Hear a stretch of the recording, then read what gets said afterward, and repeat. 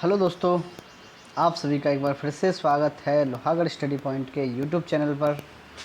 और आपको जैसा कि पता है बीएसटीसी 2023 के लिए हमारी क्वेश्चन सीरीज़ चल रही है। इसका ये पार्ट 7 रहने वाला है। हम रोज़ाना 10 क्वेश्चन करते हैं। बहुत ही इम्पोर्टेंट और सेलेक्टिव क्वेश्चन होते हैं। आप देखें एक बार इनको, और सभी भाई बहन जो भी नए चैनल से जुड़ रहे हैं वो प्लीज़ चैनल को एक बार सब्सक्राइब ज़रूर करके चलें। चलिए अपन टाइम वेस्ट ना करते हुए अपने पहले क्वेश्चन की तरफ आते हैं। तो आपका पहला क्वेश्चन है, आपके विद्यालय में अनेक कार्यक्रम होते हैं, आपने उनके बारे में क्या विचार है बताओ। यानी कि आप एक विद्यालय के शिक्षक हैं, शिक्षिका हैं, और आपके विद्यालय में कोई प्रोग्राम होते हैं, तो आप उनके बारे में क्या सोचते हैं बताओ। ये समय का अपव्यय है बताओ, इनसे ज्ञान बढ़ाया जाता है, ये केवल मनोरंजन के साधन हैं, अध्यापक में इनका कोई महत्व नहीं है। तो दोस्तों देखो, ये समय का अपव्यय बिल्कुल नहीं है, क्योंकि इनसे बच्चा शैक्षिक क्रियाओं से सीखता रहता है, हमारी संस्कृति आदि चीज़ों से सीखता है। तो ये तो हमारा गलत हो गया। अध्यापन में इनका कोई महत्व नहीं है, बिल्कुल गलत बात है, क्योंकि सभी कार्यक्रम हुए, शैक्षिक क्रियाएँ हुई, खेल कूद हुए, है ना, अंताक्षरी हुई, इन सभी का अध्यापन में एक बहुत बड़ा महत्वपूर्ण योगदान होता है। क्या ये केवल मनोरंजन के साधन है? देखिए, आपको एक एक वर्ड देखना है। ये मनोरंजन के साधन हैं, लेकिन केवल मनोरंजन के साधन नहीं हैं। तो आपका जो आंसर रहने वाला है दोस्तों, इनसे ज्ञान को बढ़ाया जाता है। इसका आंसर रहेगा बी। इनसे क्या होता है? ज्ञान को बढ़ाया जाता है। चलिए नेक्स्ट क्वेश्चन की तरफ अपन देखते हैं। बहुत ही इंटरेस्टिंग और आपका बेसिक क्वेश्चन है। यदि भी आप एक विद्यालय में शिक्षिका हैं और उसकी एक कक्षा में कुछ बच्चे गुटखा खाते हैं, तो आप क्या करेंगे बताओ। उन्हें गुटखा से होने वाली हानियों के बारे में बताएंगे। बिल्कुल सही बात है, हो सकता है। उनके घर सूचना भेजेंगे, हो सकता है। चलो, उनका सभी के सामने अपमान करेंगे, ये तो करना ही नहीं है आपको। यानी कि किसी भी बच्चे को आपको मानसिक रूप से प्रताड़ित नहीं करना है, ना उसका अपमान करना है, ना उसको दंडित करना है, उसे विद्यालय से बाहर करवाएंगे, ये भी बिल्कुल नहीं करना है। तो ये तो दोनों आपके बिल्कुल कट हो गए, है ना। लेकिन इनमें से अगर मैं बात करूँ, इन दोनों में से, तो इनमें से सबसे बेटर है तो उनको गुटखा से होने वाली हानियों के बारे में बताएंगे।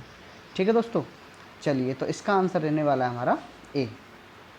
चलो अपन बात करते हैं, पाठ्यक्रम निर्माण में सबसे मुख्य क्या है। आप मान लो किसी चीज़ का सिलेबस बना रहे हो, तो आप उसमें से सबसे पहले क्या देखोगे बताओ। क्या इंपॉर्टेंट है? क्या छात्र इंपॉर्टेंट है? बिल्कुल यार, बिल्कुल ज़रूरी है छात्र भी। क्या पाठ्य वस्तु ज़रूरी है? बिल्कुल। शिक्षण विधियाँ ज़रूरी हैं? बिल्कुल ज़रूरी है। शिक्षण के उद्देश्य ज़रूरी है? बिल्कुल ज़रूरी है। यानी कि अगर आप इसको देखेंगे तो चारों ऑप्शन आपके बिल्कुल सही हैं। यानी कि पाठ्यक्रम निर्माण जब आप करेंगे तो आप छात्रों के स्तर को देखो, छात्र किस लेवल के हैं, वो सारी चीज़ें देखनी है आपको। उसकी पाठ्य वस्तु भी देखनी है, शिक्षण विधियों को भी देखना है। लेकिन इनमें से सबसे उचित है तो वो है शिक्षण उद्देश्य। अब देखिए, शिक्षण उद्देश्य में आपके छात्र भी आ गए, पाठ्य वस्तु भी आ गई, शिक्षण विधियाँ भी आ गई। यानी कि शिक्षण उद्देश्य का मतलब है कि हम जिस उद्देश्य से शिक्षण कराना चाह रहे हैं, जिस उद्देश्य से हम शिक्षण कार्य कर रहे हैं, पढ़ा रहे हैं बच्चों को, वो सारे उद्देश्य उस पाठ्यक्रम में होने चाहिए। समझ में आई बात? देखिए, वहाँ पर आपको क्वेश्चन में कुछ क्वेश्चन ऐसे आएंगे, वो एक से ऑप्शन लगेंगे आपको। अब आपको इसको देखो, छात्र भी आपको लग रहा होगा कि छात्र भी हो सकता है, आपको लग रहा होगा कि पाठ्य वस्तु भी हो सकती है, सिलेबस भी हो सकता है, शिक्षण विधियाँ भी हो सकती हैं। लेकिन शिक्षण उद्देश्य के अंतर्गत दोस्तों ये सारी चीज़ें इंक्लूड होती हैं। चलिए नेक्स्ट क्वेश्चन, तो इसका जवाब होने वाला है शिक्षण उद्देश्य। बहुत ही इंपॉर्टेंट सवाल है, अधिगम नहीं है। बताइए अधिगम क्या नहीं है? अधिगम जन्म से मृत्यु तक होता है। बिल्कुल सही बात है। यानी कि हम जन्म लेते हैं तब से और जब तक हमारी मृत्यु होती है तब तक हम अधिगम करते रहते हैं, ये बिल्कुल सही बात है। मानव की प्रकृति पर निर्भर करता है। बिल्कुल निर्भर करता है भाई। कोई आदमी मान लो मानसिक रूप से सही नहीं है तो अधिगम प्रभावित होगा ना, बिल्कुल होगा। किसी कोई मान लो अलग बैकग्राउंड से आ रहा है ना, तो भी प्रभावित होगा। तो मानव की जो भी प्रकृति है उस पर अधिगम निर्भर करता है। इसका स्थानांतरण हो सकता है, बिल्कुल हो सकता है। मैंने बताया है पहले कि अधिगम का स्थानांतरण होता है, यानी कि आपने कोई चीज़ एक जगह पर सीखी, वो चीज़ आप दूसरी जगह यूज कर सकते हो, तो ये क्या है? अधिगम का स्थानांतरण है। असमायोजन में बहुत सहायक है। गलत बात है भाई, ये समायोजन में सहायक है, ना कि असमायोजन में। मैंने कई बार बोला है, आप शिक्षण अभिरुचि पढ़ने से पहले एक एक शब्द को देखें, ठीक है। और अगर आपको ये चीज़ समझ में नहीं आ रही है क्वेश्चन से, तो जो इसकी लिंक है वो डिस्क्रिप्शन बॉक्स में 2 मैराथन वीडियो हैं, आप उनको एक बार देखें ज़रूर, आपको ये सारी चीज़ें समझ में आ जाएंगी, ठीक है। तो इसका आंसर रहने वाला है असमायोजन में सहायक हैं, यानी कि ये समायोजन में सहायक होता है, ना कि असमायोजन में, ठीक है दोस्तों। चलिए नेक्स्ट क्वेश्चन देखते हैं। बहुत सरल सवाल है, समाजीकरण की अवस्थाएं कौन सी होती हैं?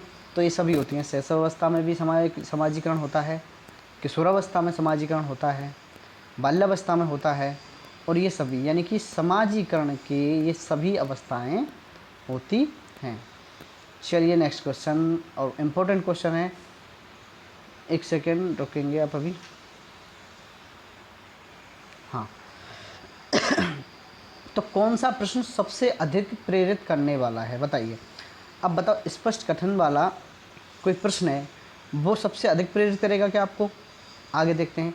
वर्तमान आवश्यकता के अनुसार होना चाहिए प्रश्न, बिल्कुल। पूर्व ज्ञान से संबंधित होना चाहिए, ये से है दोस्तों, है ना। जो बालक को समस्या पैदा करे, ऐसा होना चाहिए क्या?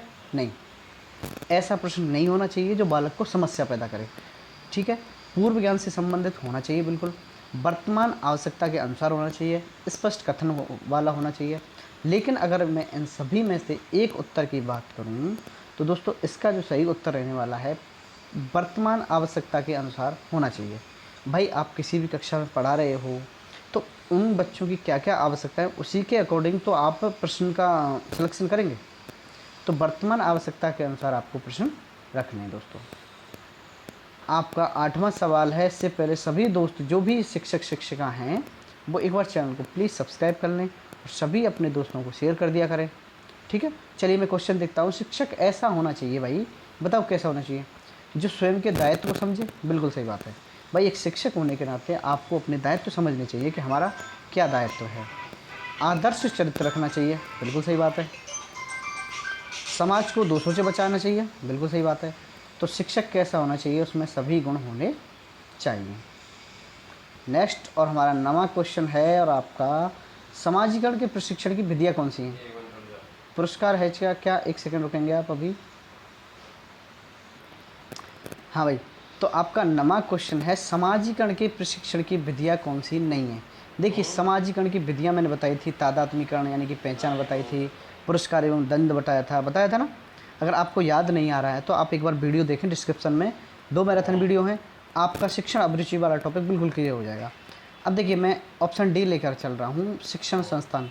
देखिए, शिक्षण संस्थान हुए, परिवार हुआ, आस पड़ोस हुआ, दोस्त हुए, मित्र मंडली हुए, ये सारे क्या होते हैं? राजनीतिक संस्था, सांस्कृतिक संस्था, ये सभी क्या हैं? समाजीकरण की एजेंसियां हैं, अभिकरण है, ना कि समाजीकरण की विधियां। मैंने बताया आपको भाई, एक एक शब्द देखना है आपको, विधियां कौन कौन सी हैं। मैंने दंड और पुरस्कार बताया था भाई। समाजीकरण का मतलब क्या होता है कि समाज में रह के हम अपने आप को एक तरह से ग्रोथ करते हैं, डेवलपमेंट करते हैं, वो क्या है? समाजीकरण है। तो पुरस्कार और दंड से भी आता है, पहचान यानी तादात्म्यकरण से होता है। लेकिन शिक्षण संस्था हुई, परिवार हुआ, स्कूल हुआ, आपकी राजनीतिक संस्था हुई, कोई सांस्कृतिक संस्था हुई, तो ये सारी क्या हैं? समाजीकरण के अभिकरण हैं, यानी कि एजेंसियां हैं। तो इसका सही जवाब होने वाला है दोस्तों शिक्षण संस्था। आज का आपका अंतिम क्वेश्चन बताने से पहले सभी दोस्त चैनल को प्लीज़ सब्सक्राइब कर लो। और अभी मैं आप बताने वाला हूँ आपका अंतिम सवाल। देखिए, सृजनात्मक बालक के गुण कौन कौन से होते हैं? यानी कि एक क्रिएटिव बालक है, उसके विचारों में मौलिकता होती है ना? बिल्कुल होती है। निर्णय लेने की योग्यता, बिल्कुल होती है। एकाग्रता, बिल्कुल होती है। उपरोक्त सभी, यानी कि सृजनात्मक बालक जो होता है दोस्तों, उसमें ये सारे गुण पाए जाते हैं। और सभी दोस्त अभी चैनल को प्लीज़ सब्सक्राइब कर लेंगे। आज की टॉप 10 सीरीज़ आप मुझे कमेंट करके बताएं कि कैसी लगी आपको, ठीक है दोस्तों। मिलते हैं चैप्टर नंबर 8 यानी कि पार्ट नंबर 8 में सभी 10 क्वेश्चन के साथ, ठीक है दोस्तों। चलिए, धन्यवाद।